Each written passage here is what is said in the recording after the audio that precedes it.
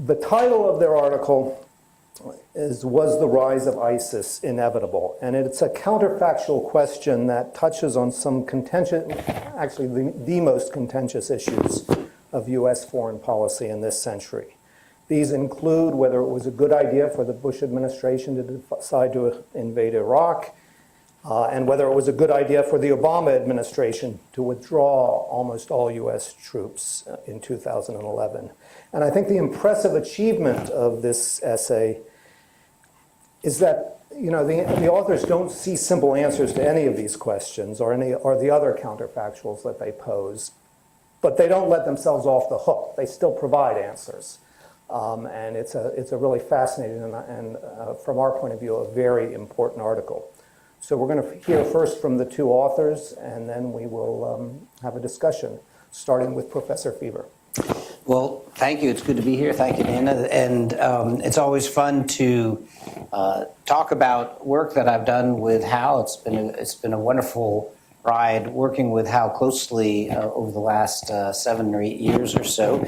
And this article in particular came out of teaching that we were doing together. We co-taught a course on American grand strategy, which was mostly an opportunity for him to see how many times he could trick me into telling the same war story over and over again. He and the students were in cahoots on this.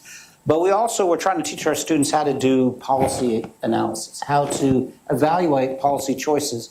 And along the way, it became clear that the students were uncomfortable with the idea of counterfactual analysis, even though counterfactual analysis is at the very heart of policy. If you're making a policy recommendation, you're saying do X so as to cause Y to happen, and if you don't do X, you won't get Y to happen. And of course, that policy recommendation is making a counterfactual claim about what won't happen if you don't take a certain action.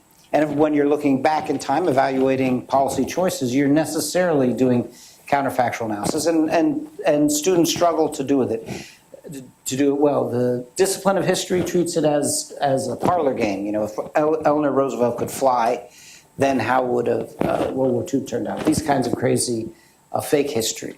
And that's not what policy versions of counterfactual analysis are about. And so we wanted to set about doing it right. The importance of getting it right is making your counterfactuals explicit. Everybody is doing counterfactual analysis, but most people are doing it implicitly. They're not explicitly laying out it.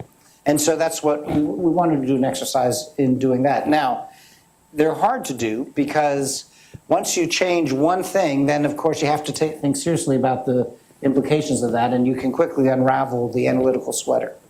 And so to make it tractable, we tried to pick events that were relatively proximate to the question, the rise of ISIS. You could go back to the split between Sunni and Shia 1,000 years ago. Well, that kind of counterfactual analysis is not very useful because so much would have changed. But decisions that were more proximate to our current situation, that was a more useful form.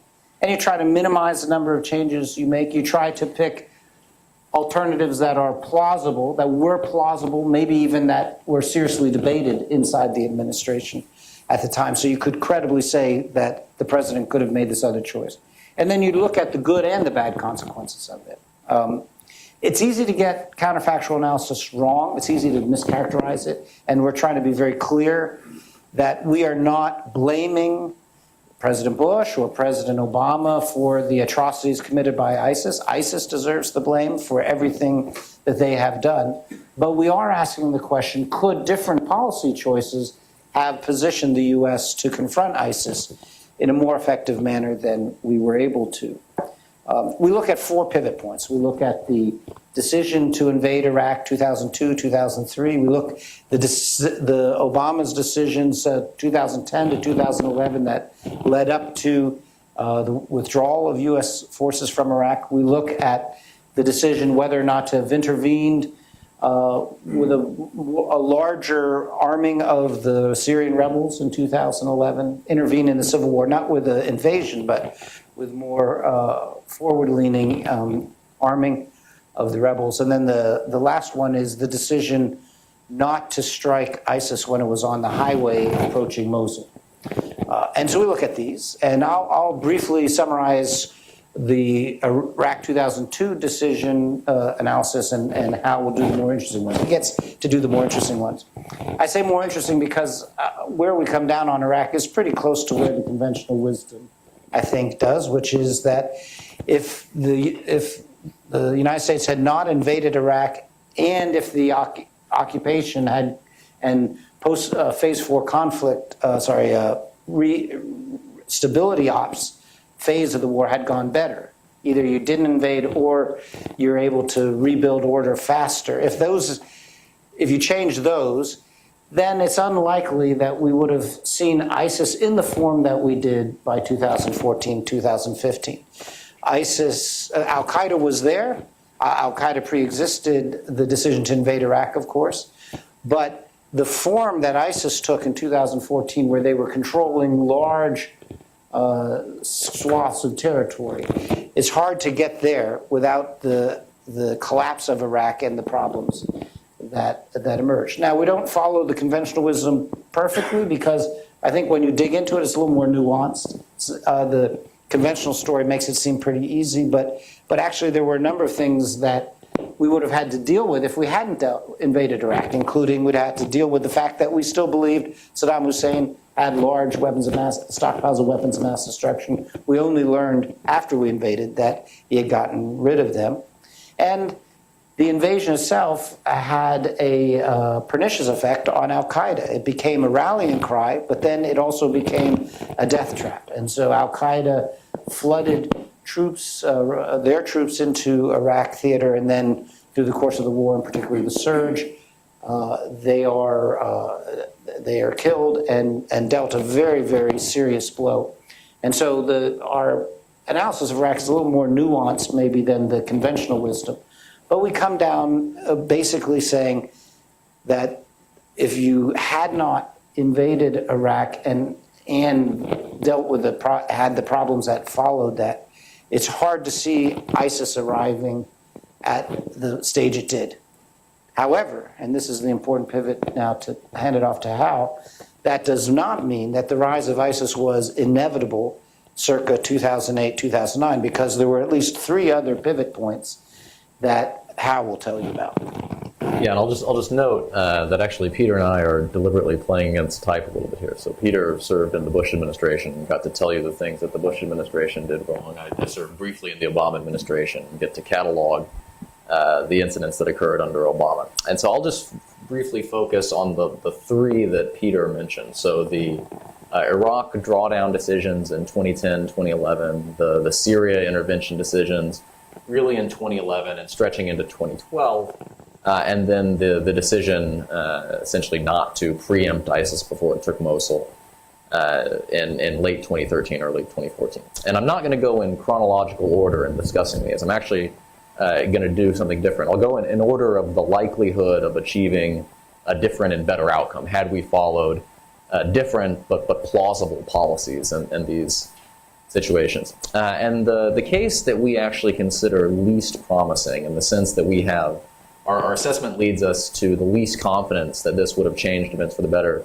is the Syria 2011-2012. And this one is a bit counterintuitive because I think there is a strand of thinking that argues that the United States easily could have prevented the emergence of ISIS had it moved in a bigger way to bring about the fall of the Assad regime or to intervene in a more significant way in Syria during this period.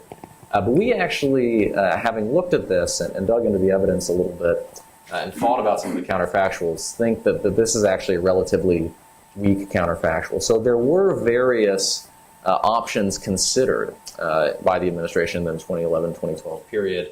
Everything from no-fly zones to safe zones to alleviate civilian suffering, providing more support sooner to the moderate Syrian rebels, cratering the runways so that Assad's air force couldn't operate, even doing leadership targeting of regime elements. Now, all of these things were ultimately rejected or downgraded. And so the question is, if the Obama administration had pursued a more robust program of intervention in Syria, could it have altered the dynamics of the conflict in a way that would have precluded the rise of ISIS or perhaps even brought the conflict to an end, thereby choking off the ideological fuel supply that Assad's repression was causing. And the argument that we come up with is that this is actually probably not that likely. These forms of intervention might have alleviated civilian suffering. They would have given the United States a better in with the Syrian opposition, and so they might have yielded some downstream benefits in terms of greater contacts, greater credibility when the United States ultimately did intervene against ISIS in Syria in 2014. But we think it's unlikely that these events would have produced, say, a settlement of the civil war or forced Assad to de-escalate.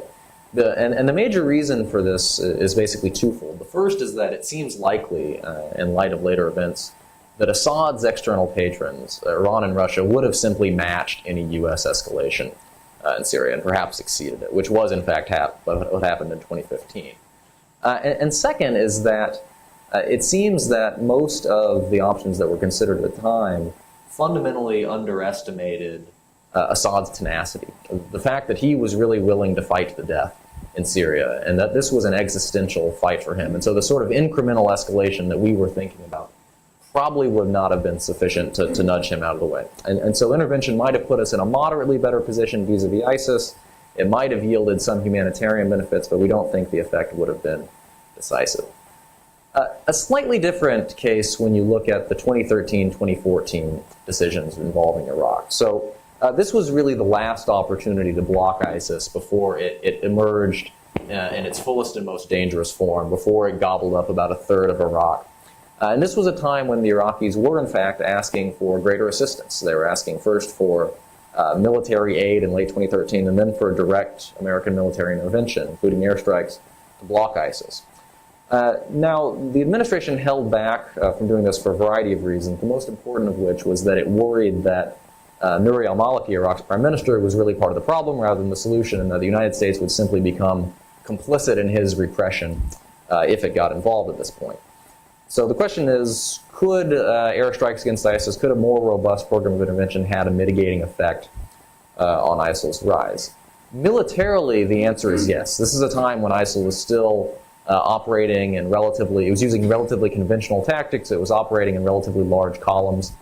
They basically would have been sitting ducks for a program of American airstrikes, and there were sufficient American military assets in the region to carry this out.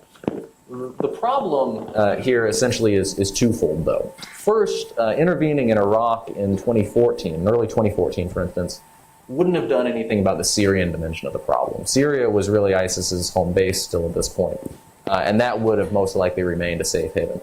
The second and arguably bigger problem is political, which is that it was only when ISIL reached an hour's drive from Baghdad that we finally got Maliki to get out of the way and make way for an Iraqi government that was committed, at least in principle, to a meaningful reform program.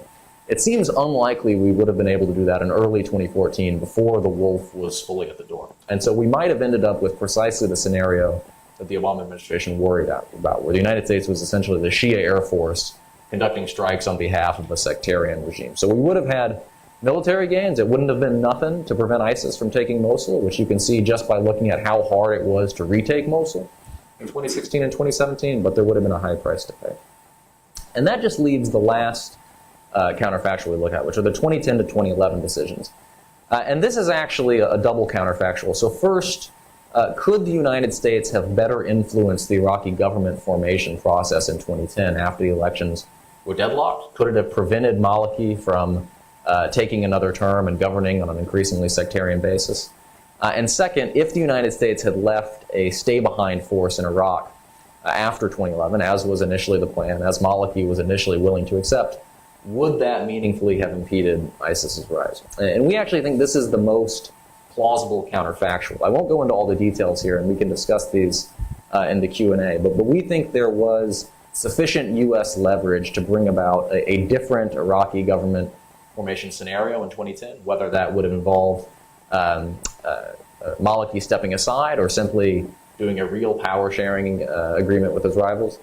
We also think there was sufficient U.S. leverage and goodwill on the Iraqi side to bring about a status of forces agreement that would have kept U.S. forces in Iraq after 2011. It would have required some flexibility in the negotiations, certainly, but we think that there was basically a zone of possible agreement there. And we identify about 6 or 7 different ways in which such a force, if it were between, say, 10 and 15,000 troops, actually would have meaningfully affected the trajectory of events. And doing everything from providing better situational awareness through better intelligence, to allowing more direct counterterrorism targeting in the 2012-2013 period, and a number of other things as well. Now, we don't claim that this is a silver bullet, because one of the things we have to acknowledge is that a U.S. presence in Iraq would have brought risks of its own. It would have made the United States vulnerable to targeting by Shiite militias, for instance. But we argue that this was actually the most crucial juncture, in the sense that this was the opportunity to forestall or at least mitigate the rise of ISIS at reasonable cost. So just in conclusion, I'll make 3 points here, I think, which build a little bit on what Peter said and also what Dana said in his introduction. So the first is that we do argue that the rise of ISIS was an avertible tragedy. We think that had U.S. policymakers taken different policy choices at various junctures, ISIS probably would not have emerged as the full-blown threat that it ultimately became. And we can debate amongst ourselves which of these were the most promising ones. We think 2003 and 2010, 2011 were probably the critical ones. But there were opportunities to shift the trajectory of events. But the second point is that we have to acknowledge that all the counterfactuals here are messier than they first appear. In some cases, that's because changing the U.S. decision changes the subsequent course of history so profoundly that it's hard to know how better off you actually are. This is certainly the case had the United States not invaded Iraq, for instance. And in some cases, because the counterfactuals that we posit bring costs and risks of their own, leaving a stay-behind force in 2011, for instance. But either way, the point is that it's a mistake to think that there was a silver bullet. There were better and worse policy decisions, but there wasn't something that was so blindingly obvious that any fool should have done it. And the third and final point is that in light of all this, the debate over ISIS and the rise of ISIS needs to shift. It's really not that useful to focus on assigning blame, because I think as our article argues, administrations of both parties made fairly significant errors. I think the key, rather, is to use counterfactual analysis seriously to get a more rigorous understanding of the options and alternatives, and thereby to help us better think about decision-making in the future.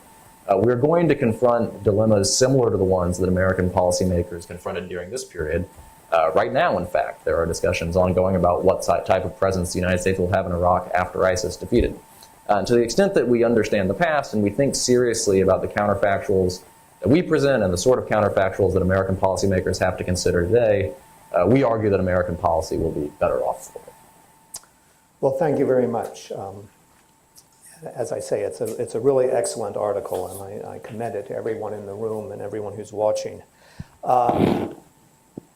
Before I open it up to the floor, let me just ask 2 questions, one to each of you.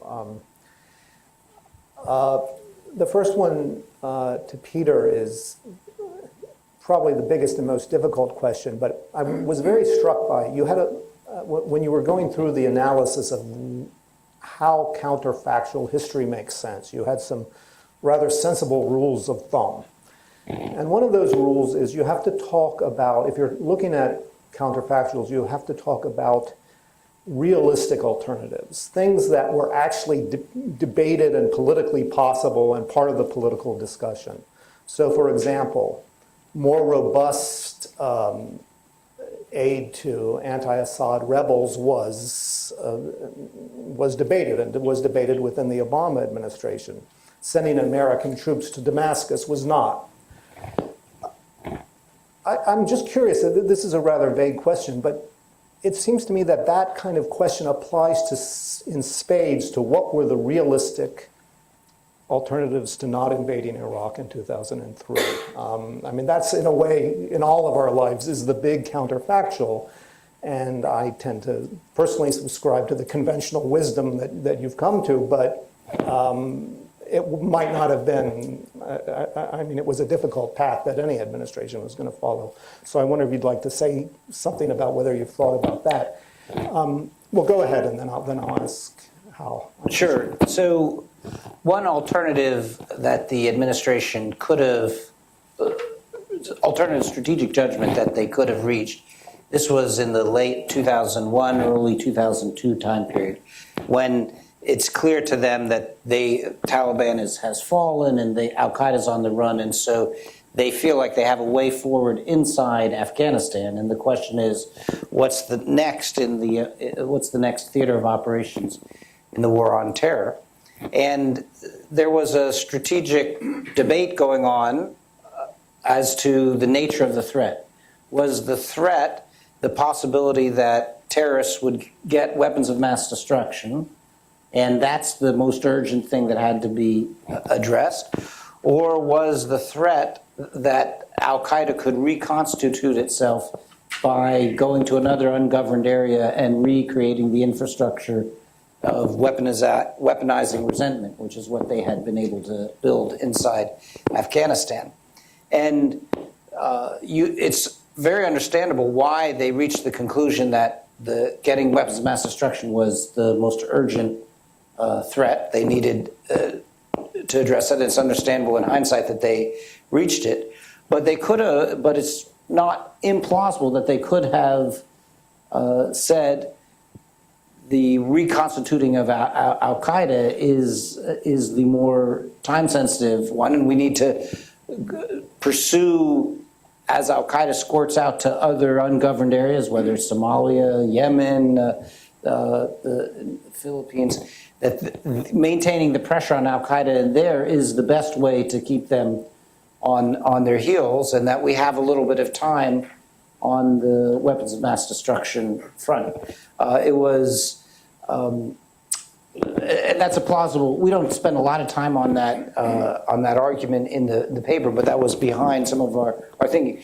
Reasonable people could have argued for one or the other of those descriptions of the threat, and which one you buy into leads you into a different set of military options. I think it's implausible that the U.S. would have toppled Taliban, gone home, and been done with the war on terror.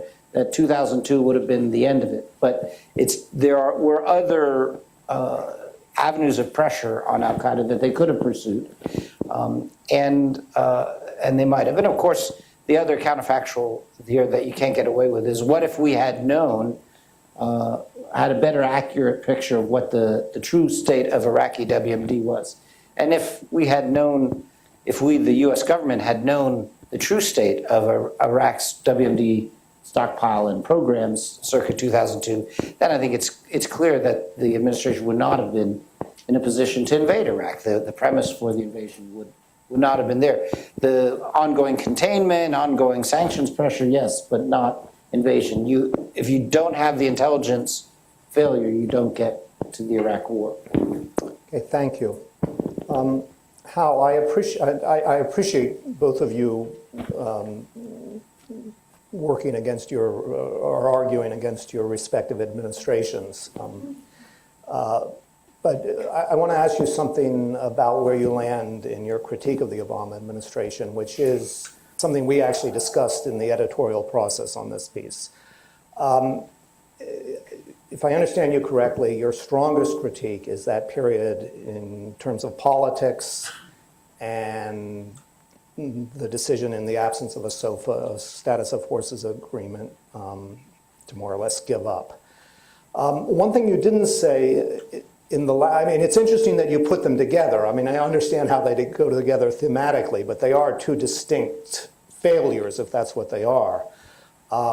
But the other question I would ask is, maybe to press you a little bit on the political realism of trying to keep troops in Iraq, against the clear, at least the clear public position of the Iraqi parliament. This is not to say, I understand there are arguments that there were different ways of dealing with this problem and understandings and things that might not have required a status of forces agreement that would be approved by the Iraqi parliament. But that's, in a sense, a political difficulty for an administration that was, as you pointed out, kind of committed to getting out anyway. Yeah, and I think, just to pile onto the critique, there's the further political difficulties that Obama very much believed he was elected to get the United States out of wars in the Middle East rather than to perpetuate them. But I think we would answer this in two ways. So first, with respect to the point that I raised about the political difficulty in the United States, the option of leaving 10 to 15,000 troops in Iraq was still very much a live one within the administration, at least at first. And so certainly we think it doesn't violate kind of the minimal rewrite rule of counterfactual analysis. And in fact, there were people within the administration who pushed very hard for this. Obama himself initially indicated he was open to a 10,000 troop presence before subsequently whittling that down. On the Iraqi piece of it, it's complicated. By late 2011, you're right that most of the major Iraqi political figures would not publicly support a residual U.S. presence. But earlier in the process, in late 2010, early 2011, when the soundings were being done by people in Baghdad, the basic consensus was that all of Iraq's major parties, save one, would ultimately get behind this. And the one was the Sadrist bloc. And that ultimately proved to be particularly consequential because of the way that the Iraqi government formation process went in 2010, essentially gave the Sadrists a veto over Iraqi government policy because Sadr was the kingmaker in Maliki's coalition. And so this is actually a case where a different policy in one counterfactual arguably opens up greater options in another. Where had we taken a different approach in 2010, we would not have been so politically constrained. But even, according to what people who worked in the State Department and DOD have subsequently written, Maliki himself was open in the early stages of the negotiation to a presence of up to 20,000 American troops. And I think one of the key sort of sub-counterfactuals here is how damaging was it to the U.S. negotiating position that we kept whittling down the number so that by the time the position was actually presented to Maliki very late in the game, in mid-2011, it was 3,000 to 5,000 troops. And at that point, Maliki had the calculation, was the security benefit from these troops sufficient to offset the offense to Iraqi nationalism of having American troops left? And part of the argument that we make is that had you made a more robust offer, it actually would have affected his political calculus. And can I just add one? Sure. The final deal that the U.S. government rejected at the end of 2011, which was a small stay-behind force, 3,000 to 5,000, covered not by a SOFA agreement through the parliament, but instead with immunity protections guaranteed by the exchange of diplomatic notes between Maliki's government and the United States. That's exactly the deal that President Obama accepted in the summer of 2014 when he went back in. And so it was ruled unacceptable in 2011, and it's understandable. There's a unanimous opposition from U.S. government lawyers in 2011. But when the situation was in extremis in 2014, we sent U.S. troops back in without any greater diplomatic immunity than what was offered in 2011. So in terms of counterfactuals, it's rare that you get something, a slam dunk case like that, but it's clearly obvious that it was an acceptable deal because President Obama accepted it in the summer of 2014. Crucially, it was an acceptable deal if they had appreciated and foreseen the consequences. Right. Of course, what had changed was that they realized how important it was in 2014. Sure. To be sure, it would have taken more courage to do it in 2011, but it was doable. Thank you. Okay. Can I ask anyone who takes the floor to please identify themselves? Yes. Oh, I'm sorry. We have paraphernalia right there. Keith Crane, Institute for Defense Analyses. You're doing an excellent job of kind of recreating history. I think one of the problems we have both in the United Kingdom and the States is that I think we feel we have more ability to affect what happens on the ground. Iraq, of course, is a complicated society. Do you really think that the United States and Iran, in essence, Iran really had to have a big role in terms of pushing Maliki out? We saw Maliki become more and more Iraqi in terms of purging people. He purged the officer corps. Do you think if the U.S. had stayed that you could have changed, you could have pushed out Maliki? Because by the time 2014 came around, he was definitely full-blown, trying to purge people, Sunnis especially, from his government and pushing them out in Iraqi society. So I'll offer a brief answer to that, and then maybe Peter would like to add something. So when we run through the expected benefits of a stay-behind presence after 2011, most of them are essentially military in nature, more aggressive CT targeting, better logistics and sustainment for the Iraqi security forces, more insight into how much ISF had deteriorated. The one where we say this is plausible, but we're not sure it's a slam dunk, is the argument that a U.S. presence probably would have not succeeded in getting rid of Maliki. I mean, the opportunity for that was 2010, not 2011. But that it might have affected the psychology of Iraqi politics in a beneficial way, in the sense that what the United States did with some degree of success between about 2007, 2008, and 2010 was act as the provider of security that allowed Iraqis to take a less zero-sum approach to politics. And so you actually saw deals being cut and a more inclusive approach to governance at the very end of the Bush period, the very beginning of the Obama period, than you had in other cases. And so one of the counterfactuals is perhaps you would have had some residue of that had the United States essentially stayed as a buffer between the various Iraqi factions. It's hard to say that this one is a slam dunk, knowing what we subsequently know about Maliki. But given the consequences of not trying, I think that you would argue that there was a benefit in giving this one a shot. And I'd add two more points. One is that we do have some quasi-natural experiment. We have Maliki under three different conditions.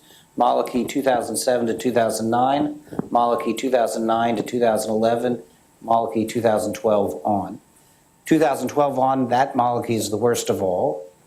Maliki 2009 to 11, not nearly as good from our point of view as 7 to 9. Same Iraqi leader, but very different performance. When he can count on U.S.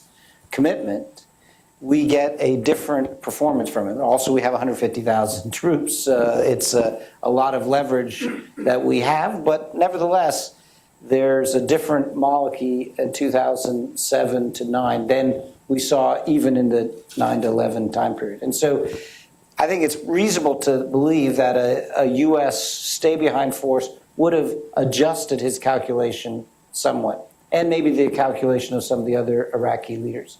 But as Hal pointed out, our argument doesn't hinge on that being the long pole in the tent. The other point I'd make is the scope condition for our article was changes in U.S. policy. Obviously, if we could change Maliki's policy, we could tell a totally different story. Change Assad's policy, a totally different story. But we're writing narrowly from the parochial perspective of American foreign policy. What could American foreign policy makers do? And these are the levers that they have at their disposal. Would moving these levers affect it? And maybe not as much as the local actors, but enough to matter. And just one other thing, briefly. One of the issues we try to address in the paper, but we acknowledge, quite frankly, that the limit to which we can do it is every time you change U.S. policy, presumably other actors change their responses too. And so it is possible that in response to a U.S. stay-behind presence, Iran tells the Shia paramilitary forces, the popular mobilization forces, to start taking pot shots at American soldiers. And then the United States is confronted with the decision, well, do you amp up your force protection elements, or do you hunker down, or what? And we think that we dispose of this particular one in a satisfying way, but we're alert to the fact that every time you change one thing, a lot of things changes, and there's just a limit to how much one can reasonably capture that in any counterfactual analysis. It was exactly the question I was about to ask, because it's not just Iraqi actors, but Iranian actors. You, sir, in the middle here. Roy Gutman, I'm a freelance journalist. I was in Baghdad the day that the decision came down not to make the deal with Maliki, and I was working for McClatchy at the time, and I thought, from everything I could see, that the deal was there to be made, and it could have been along the lines you're saying, but I had no proof. And I have to say personally, I welcome every bit of evidence you've produced today that there could have been a deal. I think it's a truly important contribution to the discussion. I've been focusing on Syria myself for the last several years, and I was wondering whether in your researches you'd come upon the pattern that the Free Syrian Army leadership, at one point they had a general staff, they had something of a structure, actually had proposals for dealing with ISIS. It would have been in the year 2014, I think, at the early part of the year, and maybe even late 2013, that they wanted to produce, they wanted to present, but they couldn't get a hearing in the Obama administration. And I talked to several commanders who told me, and the then chief of staff, who said that they had a plan. The Obama administration wasn't interested. The second question concerns Assad. From your research, what do you think is his role in the rise of ISIS? After all, he had an intimate connection with the AQI during its heyday. And after, when I was there in 2011, I remember getting military briefings that all the money, all the direction, all the leadership, in fact, for the gangs running Mosul was coming from Syria. And then obviously, after the uprising began, Assad benefited greatly from the rise of ISIS. And if you look at the fall of cities like Raqqa and other places, you have to ask, did Assad have a hidden hand? So I'm just curious, whether you made an assertion that ramping up the Free Syrian Army would not have helped settle a civil war. True, but might it have actually stopped the rise of ISIS? So I'll say a few words. I think that it would have perhaps placed some of the more moderate elements in Syria in a better position to respond to the rise of ISIS, so that the power imbalance between those groups would not have been as pronounced as it was, particularly in 2013, 2014, which is when ISIS really began to metastasize in Syria and to gobble up territory. That said, I think that one of the tragedies here is one of timing, in the sense that the best opportunity to really strengthen the Syrian moderates, such as they were, was earlier, in 2011 and 2012. And to be clear, I'm not arguing that this would have been decisive. In fact, our analysis points in the other direction. But it probably would have been more opportune then than in 2014, because by 2014, the balance of military power and the balance of ideological sway within the anti-Assad forces in Syria had very much shifted to the extremists, to the al-Nusra Front and to ISIS. And so empowering the Syrian opposition to really go after ISIS at that point would have been a much tougher hurdle, as in fact we discovered later in 2014 when we tried it.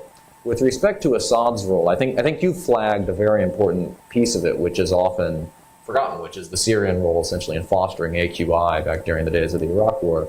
But I think there's two other elements as well. So Assad, more than anyone else, provided the conditions in which a movement built on radicalized Sunnis could foster in Syria in two respects. So the first respect was that the repression that the Assad regime brought down on the Sunni population was a godsend from the perspective not just of ISIS but of other extremist groups. But also that the civil war led to failures of governance throughout much of Syria and created the conditions in which groups like ISIS could seize territory, in which they could establish training camps, they could do all the things that extremist organizations need to do in order to flourish. And the only point I'd add is that it was very much in Assad's interest in 2011 for the choice to be Assad or ISIS, or the extremists, and that they both both sides had an incentive to kill the moderates who would have been the likely ones that the U.S. could have plausibly worked with. And to that extent, he was, if not directly coordinated with ISIS, he was operating in a fashion that was in tandem with what they were doing, which minimized Obama's options in the middle. I think here in the second row, you. I'm David Stafford, and I'm retired at this point. You mentioned about the tenacity of Assad, and so I wanted to ask the question, where did you think that statement came from the legacy of his father, or from watching the failure in Libya and Egypt to other leaders? And that's basically the heart of that question.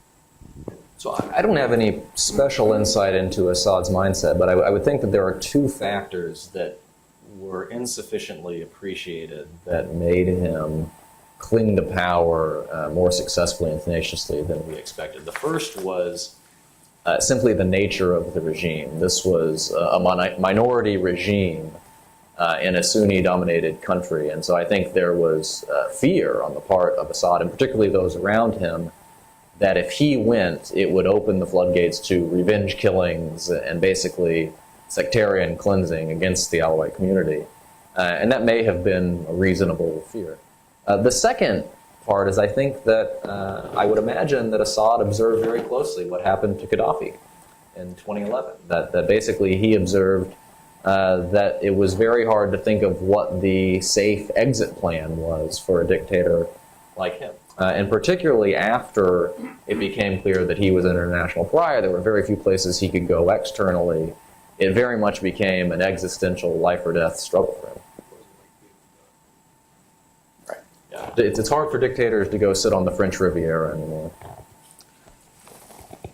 Yes, in the second to the last row, right there. Yes. Heather Hobart for New America. Really congratulate you both. This is a really stimulating and interesting conversation. So I have two questions. First, I'd love to hear about the counterfactuals that you chose not to pursue. The two that jump out at me are, what if we had to dismantle the Iraqi security institutions after the invasion? And are there ways that the Sunni awakening and the surge were handled that made ISIS more inevitable than otherwise had to be? And second, Hal, this may be unfairly picking on your turn of phrase, but a couple of times in discussing the cases that you've had, you said, well, this would have produced improvements for civilians, but ultimately it wouldn't have been worth it. And I tickled something in the back of my mind as to whether in 10 years we'll be sitting back here asking ourselves whether the rise of the post-ISIS terror group from that part of the world was inevitable, and whether it's linked to either a decade of carnage in Syria or the carnage we saw around Mosul. So I just wanted you to unpack your assumptions a little bit more about the relationship of scope of civilian harm to worthwhile U.S. security. So we do look at the decision to not pay the Iraqi security forces for that crucial month to 6 weeks before they decided, no, we're going to keep paying them and reconstitute, but in that crucial window. And that's under a whole basket of, if we had managed that phase 4 more effectively, particularly in the first 6 months or so, could we have gotten a different outcome? And we look at, list a number of things that could have gone another way but didn't. So we look at that as under the umbrella of either don't invade, or if you do invade, have it go better. And this is an area where we had a little bit of a disagreement, because I have a riff of 10 things that could have tripped the other way, 10 decisions that could have been made a slightly different way. And I think if you make all of those 10 the other way, then you might be in a different place in Iraq 2003, summer of 2003. And Hal reminded me that violated our criteria that we had put up front that said we're only going to do minimal changes, not maximal changes. So that's still to be written in some sole-authored piece at some point when I get out from underneath this thumb. It's funny you mentioned the surge. We did propose that we would do the surge as the fifth one. We weren't sure how much survival would let us keep writing longer things. I wanted to include it, though, to show that we did make some choices that if we hadn't made it, it could have gotten even worse. There's a sort of a negative bias in our analysis. We looked at 4 things of decisions that may have produced negative consequences. What about a decision that we took that produced positive consequences for the story, but might not have been taken? And if we hadn't, what would have happened? And I believe if we had carried out that analysis, we would have looked at the point you raised, which is that Sunni awakening, the tribal awakening, had within it some negative elements of it, but those were minor compared to what would have happened if we had been defeated in Iraq 2006, 2007. So we got the collapse of the Iraqi state and the Iraqi security forces that we saw in 2014. But on the heels of the U.S. defeat, and with the option of the U.S. coming back in the summer of 2014 to rectify the situation, with that option off the table because we'd just been defeated.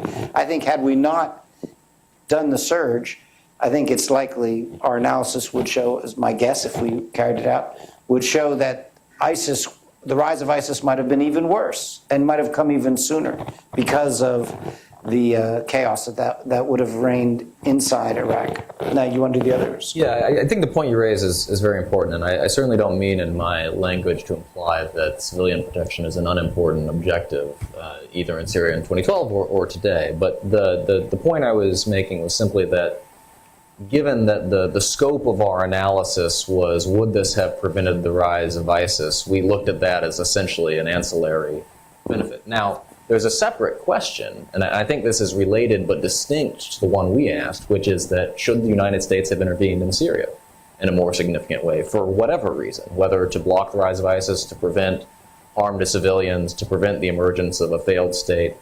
We haven't done the same depth of analysis we have done on these other things, and so I'm shooting from the hip a little bit here. But my basic answer is that I think it's a very close call, simply because the difficulties of doing so would have been enormous, right? And we looked at all these options many times and decided that the difficulties were too severe. But the flip side of that is that the consequences of non-intervention or insufficient intervention in Syria have been an order of magnitude worse than anyone imagined back in 2011, 2012. Not just in terms of civilian harm, but in terms of destabilization of the region, destabilization of Europe politically, re-entry of Russian military power into the Middle East in a significant way. And so I'm not quite ready to buy into, but I'm at least somewhat sympathetic to the argument that if you add up all of those horrible costs of non-intervention, there's a case to be made on separate grounds for doing more in Syria. Dieter, right here in the second row. Yeah. Paul Stairs, Council on Foreign Relations.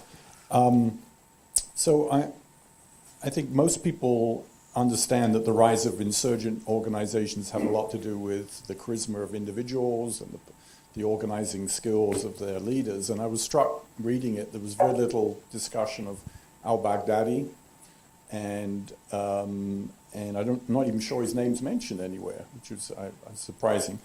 So the question is, was there ever a time when he became a, quote, person of interest to JSOC, and we might have taken him out, which then presumably would have had a larger effect on the rise of ISIS? And was that a larger intelligence failure on our part, that we might have affected the dynamics of the rise of ISIS by taking out its principal leader at a critical moment?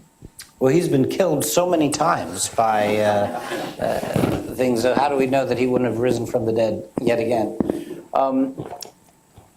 So there is, as you know, a lively debate about how much strategic effect you get from a decapitation.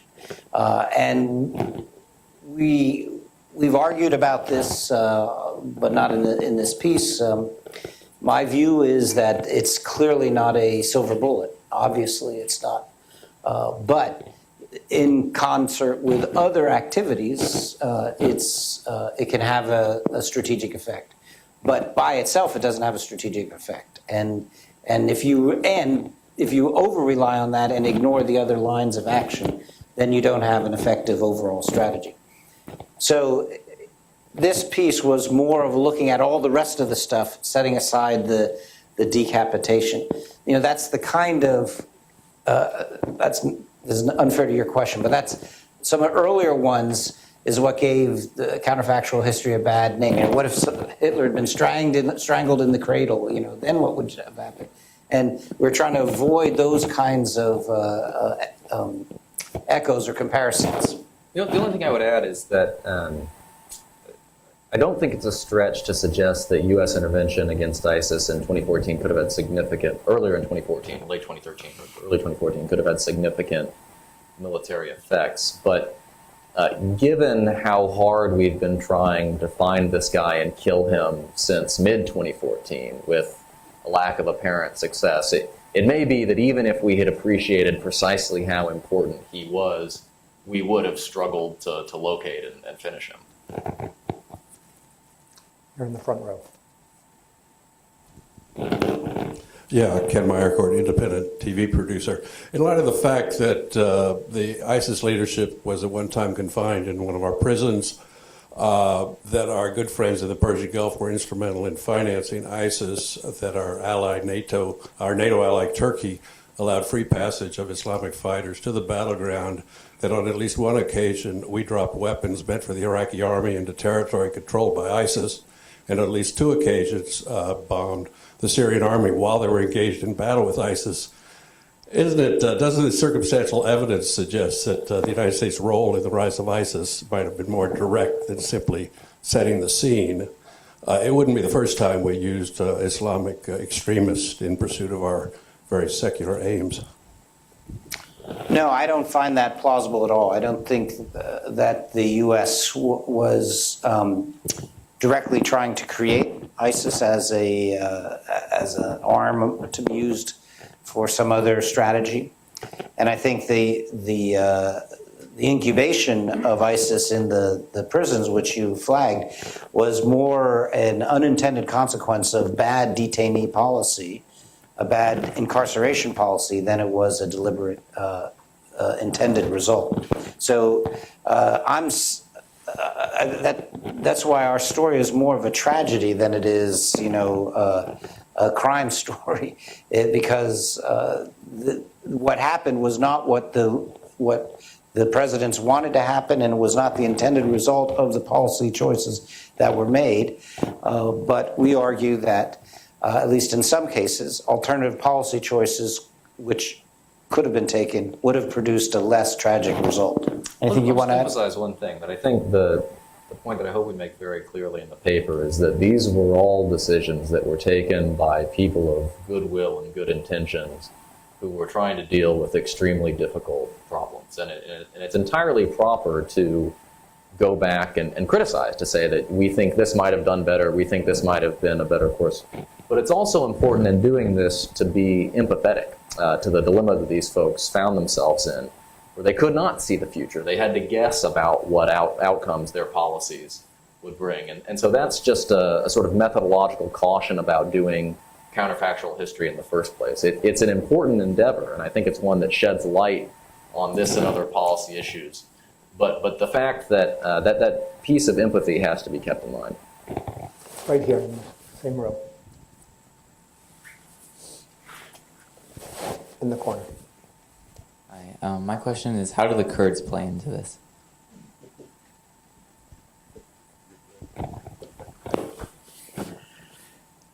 So they play multiple roles. I mean, I think they're more for the sections that Hal described. They weren't the key factor that was shaping U.S. decision-making in 2002, 2003. But the success of the YPG against ISIS makes complicated one of the pieces that Howells described. Because one of the problems with the 2011 scenario was, who could we have armed that would have been effective against ISIS? And it was the president himself, I think, memorably said, look, these are bakers and doctors and dentists. They're not fighters. So who could we have armed? It turns out we found a very, very effective paramilitary force in the YPG, the Syrian-based Kurds.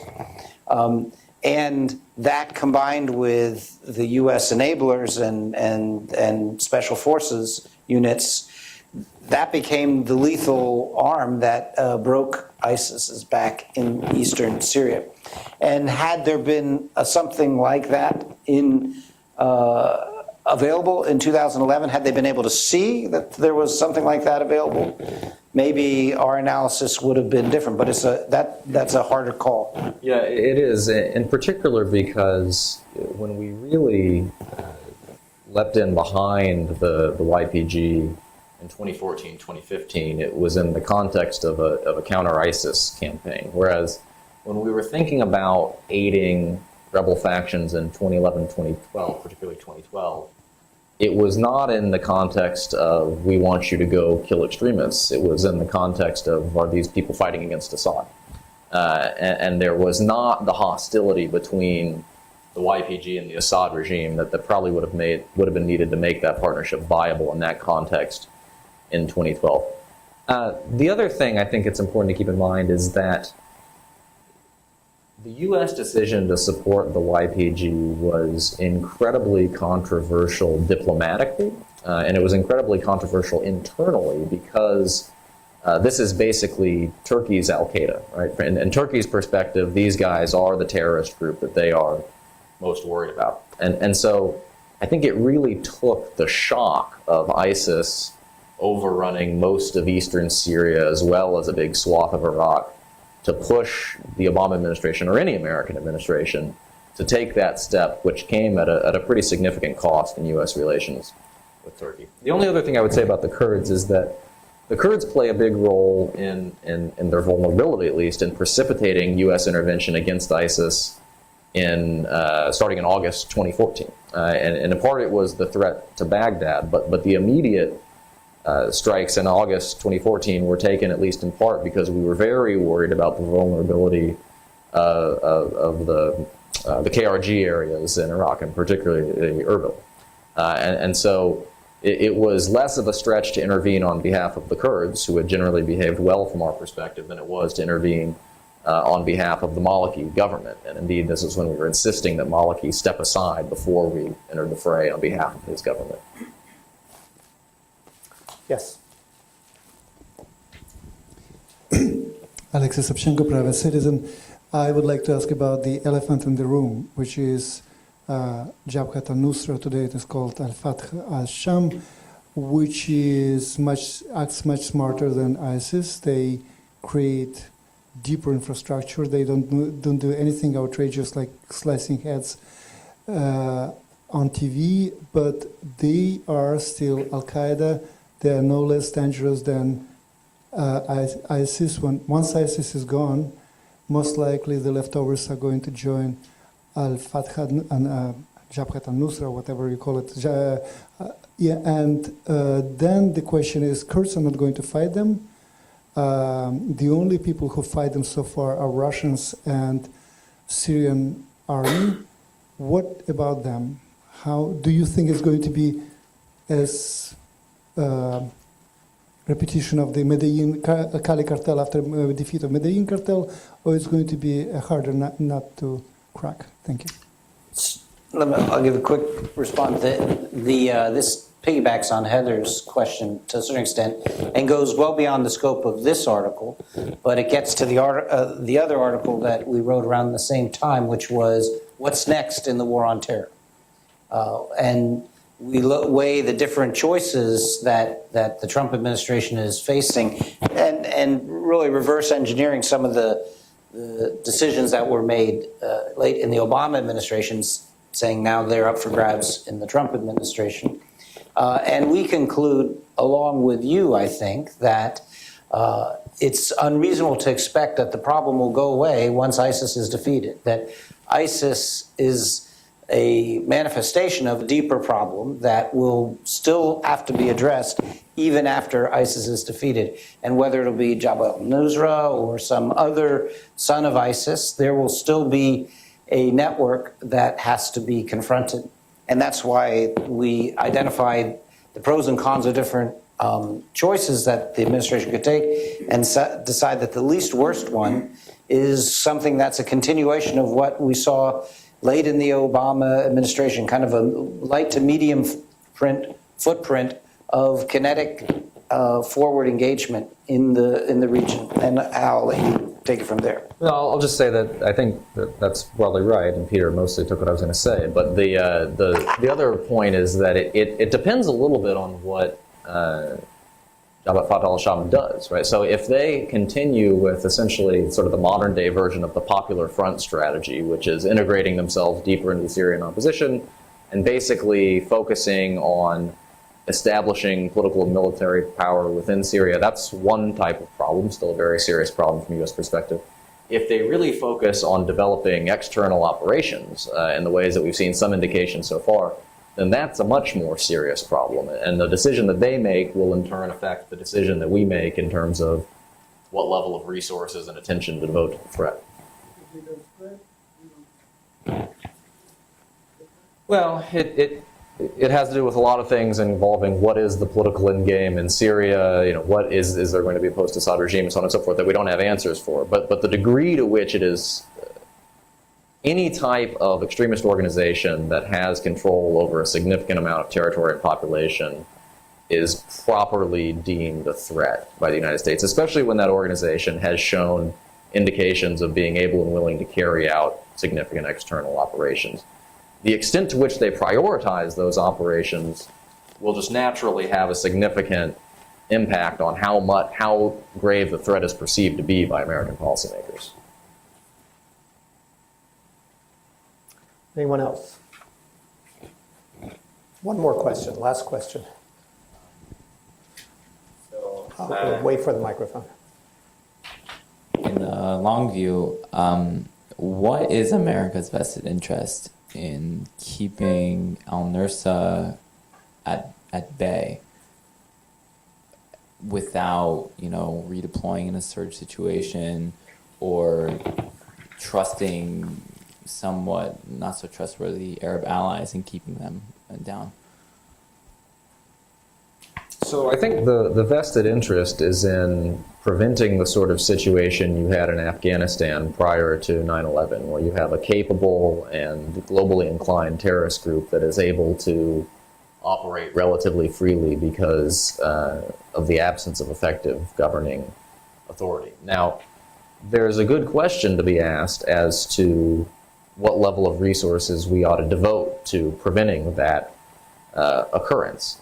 If it were going to take 160,000 troops indefinitely indefinitely in every situation, then I'm not sure that the calculation would be worth it. But if you believe, as we argue in this other paper that Peter just referenced, that you can actually mitigate the worst aspects of safe havens and external plotting with a light to medium footprint, which is basically robust air campaigns against these groups coupled with special operations forces and perhaps some advisors on the ground, where the number of troops deployed is in the single thousands rather than the tens of thousands or the hundreds of thousands, then I think there's a much stronger case to be made that the interest is sufficient to justify that type of expenditure.